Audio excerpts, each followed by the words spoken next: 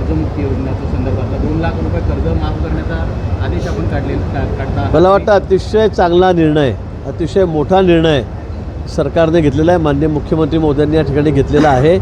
शेतकऱ्याच्या बाबतीत म्हणजे अपेक्षाही नव्हती कुणाला असा निर्णय होईल. असा निर्णय काल माननीय मुख्यमंत्री महोदयांनी या बजेटमधून घेतलेला आहे.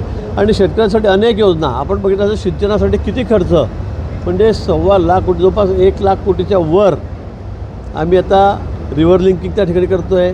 पूर्वेकडून पाणी पश्चिम विदर्भामध्ये आणतो की ज्या भागात सतत दुष्काळ असतो तो या ठिकाणी आणतो आहे. गिरण्याच्या बाबतीमध्ये असेल, आपल्या मराठवाड्यामध्ये आम्ही पाणी देतो आहे, कोकणातलं पाणी त्या ठिकाणी देतो आहे. म्हणजे सगळ्यात मोठं प्राधान्य या ठिकाणी मला वाटतं शेतकऱ्यांना दिलं गेलेलं आहे. सगळ्यात जास्त प्राधान्य शेतकऱ्यांसाठी या ठिकाणी दिलं गेलेलं आहे. आणि म्हणून मला असं वाटतं की हे जे बजेट आहे यावेळेचा हा अतिशय आगळा वेगळा असा आहे, सर्वसमावेशक असा आहे. विद्यार्थ्यांसाठी आहे, आदिवासी विद्यार्थ्यांसाठी आहे, शेड्यूल कास्ट विद्यार्थ्यांसाठी आहे, महिलांसाठी पण आहे. स्कीम जी आपली लाडकी बहीण ती आता कंटिन्यू करण्याच्या संदर्भामध्ये मुख्यमंत्री मोदींनी सांगितलेलं आहे. अनेक अपंग दिव्यांग जे आहेत त्यांच्यासाठी योजना आहेत. हॉस्टेलच्या योजना विद्यार्थ्यांसाठी त्या ठिकाणी काढण्यात आलेला आहे. मला वाटतं सर्वसमावेशक असा बजेट या ठिकाणी यावेळेला माननीय मुख्यमंत्री देवेंद्रजी यांनी मांडलेला आहे. काही शेतकऱ्यांनी नाराजी व्यक्त केली आहे. शेतकऱ्यांचं असं म्हणणं आहे की अजितदादांनी सातबारा कोरा करण्यासंदर्भातला शब्द दिला होता, तर 2 लाखांपर्यंतची हे न ठेवता, मर्यादा न ठेवता थेट सरसकट कर्ज माफ करायला होता असं शेतकऱ्यांचं म्हणणं आहे. कर्जमाफी असं मला वाटतं ज्यांना काय म्हणायचं आहे ते बोलतील, ज्यांना राजकीय बोलायचं ते बोलतील. पण मला वाटतं की राजकारणी आमचे जे विरोधक आहेत त्यांना बोलायला कुठेही आम्ही जागा ठेवलेली नाही.